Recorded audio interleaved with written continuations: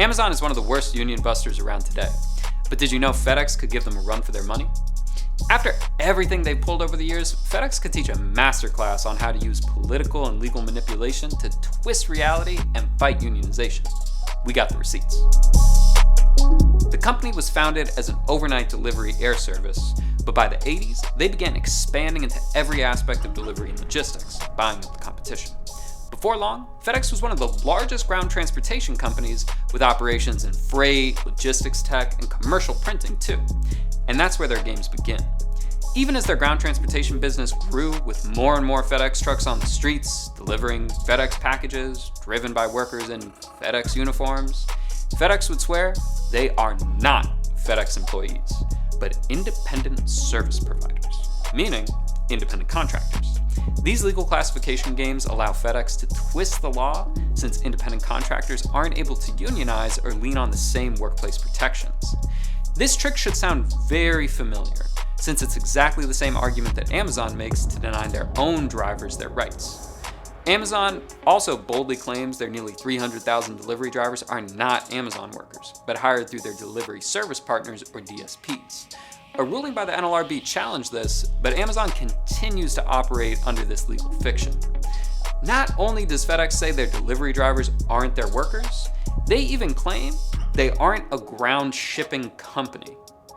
The company has nearly a third of the entire ground shipping market, second only to UPS by a hair. But instead, they've pushed to maintain their original status as an airline company because of the legal separation under their corporate structure. But why does this matter? Airline companies fall under the Railway Labor Act, or RLA, instead of the National Labor Relations Act, or NLRA. This seemingly simple difference means unionization happens under a totally different set of rules. Under the NLRA, workers can organize facility by facility, shop by shop, and win union recognition if at least 30% of the workers sign union cards to trigger a vote, then a majority vote yes. But under the RLA, you can only unionize nationally across the entire logistics network at once, and need to get a minimum of 50% on cards to even get a vote. If winning a union vote at one shop was like winning a game of chess, organizing under the RLA is like playing 100 games of chess at once, and your opponent definitely cheats.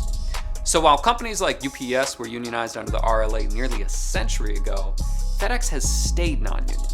Like most major companies, they rigged the game to make sure it stayed that way too, using their influence in the halls of power.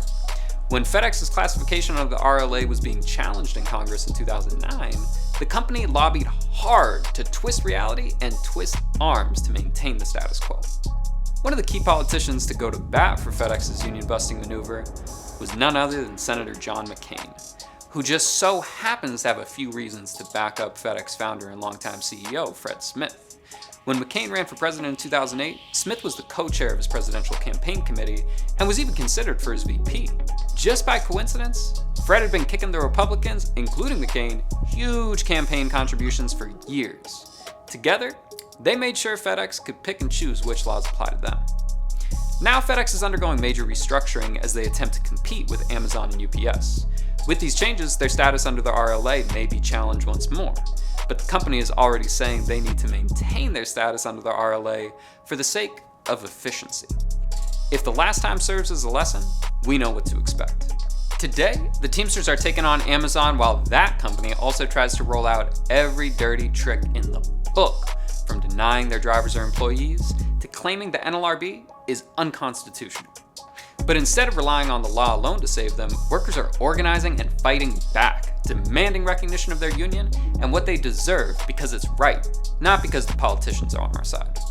The bosses think they can keep twisting the rules, but workers aren't playing.